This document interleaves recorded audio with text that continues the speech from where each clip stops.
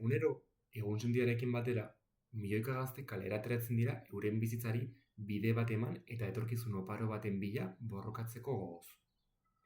Hala ere, ahalegin horren guztiaren ostean, askok aurkitzen duten horma bakarra, lan ezegonkortasuna, ate itxiak eta bihar zer gertatuko den ez dakiten ziurgabetasun sakona izaten dira. Gaur egungo lan merkatuak eskaintzen dituen enplegu askok ez dute inolako segurtasun edo babes sozialik bermatzen.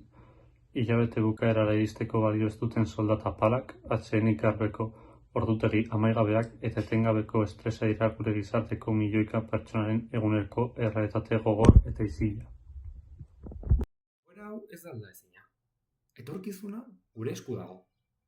Eta norabidez aldatu dezakegu. Kalitatezko hezkuntzaren aldeko apustua eginez, berrikuntza teknologikoak gizartearen mesedetan jarriz eta guztiontzako aukera berrentasuna bermaduz, kalitatezko lan duin eta egonkor gehiago sortzeko gai izango gara.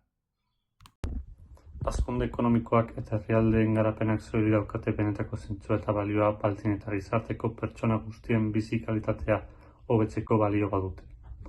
Inoratzean utziko ez duen etorkizun justuago eta jasangarriago bat eraikitzea ez da amets bat. Guztion artean lortu beharreko ardura kolektiboa baizik.